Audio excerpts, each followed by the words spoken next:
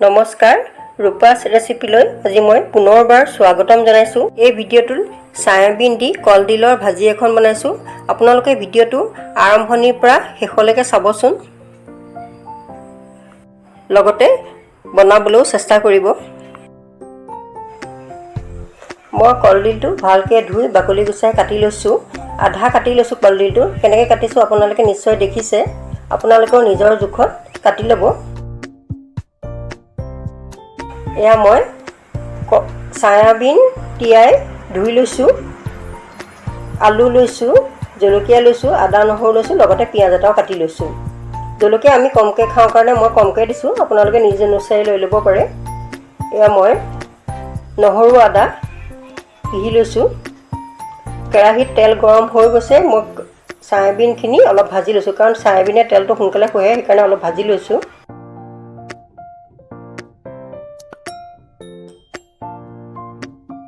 হৈ যোৱাত মই কাঢ়ি লৈছো। একেখন কেৰাহীতে মই আকৌ তেল দি লৈছো। তেল গৰম হৈ যোৱাত পাঁচফোৰণ দি দিছো, পিঁয়াজ দি দিছো, জলকীয়াকেইটাও দি দিছো, লগতে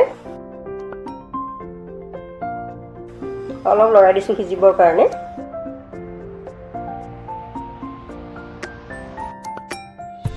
অকণমান সিজাৰ পিছত আদা নহৰু পেষ্টখিনি দি দিছো।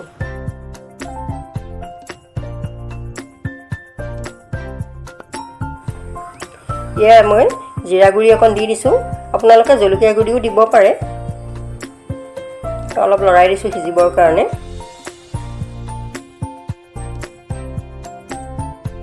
আধা সিজি যোৱাৰ পিছত মই অকণমান হালধি দিছো, আকৌ লৰাই দিছো অলপ।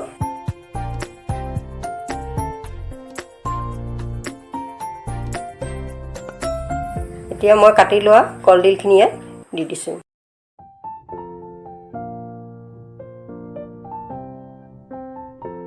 লগতে আলুখিনিও দি দিছো। এতিয়া অলপ ভালকৈ লৰাই দিম, অকণমান সিজিব। দেখিছেনে? অকণমান লৰাই দিছো। কম জুই দি দিছো। নিমখ দি দিছো। আকৌ অলপ এতিয়া লৰাই দিম। মই লৰাই দিছো। এতিয়া মই ভাজি থোৱা সয়াবিনখিনি লগতে দি দিছো। ইয়াৰ পিছতে মই অলপ পানী দি সিজিবলৈ দিম।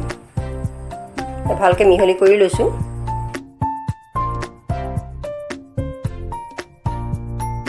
কম জুইতে বনাই আছো।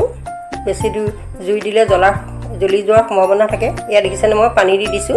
পানী দি এতিয়া ঢাকনখন দি অলপ মই সিজিবলৈ দিম।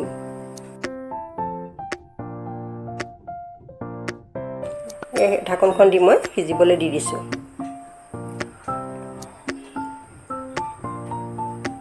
মাজে মাজে ঢাকনখন আঁতৰাই লৰাই থাকিব লাগে।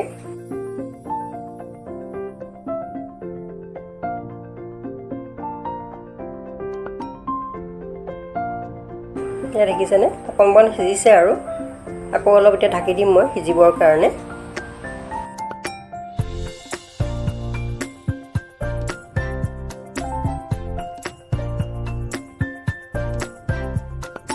দুই তিনি মিনিটমান সিজাৰ পিছত মই আকৌ অলপ পানী দি দিছোঁ সিজিবৰ কাৰণে।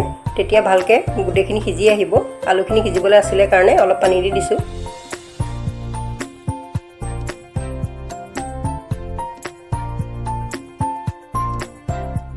যেনে আকৌ ঢাকন আঁতৰাই মই লৰাই দিছোঁ।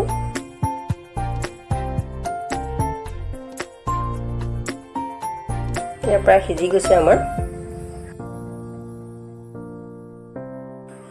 মই ভালকৈ লৰাই দিছোঁ। এয়া হৈ গ'ল আমাৰ। এতিয়া মই বাতি এটাত আপোনালোকক ধুনীয়াকৈ কাঢ়ি দেখুৱাইছোঁ।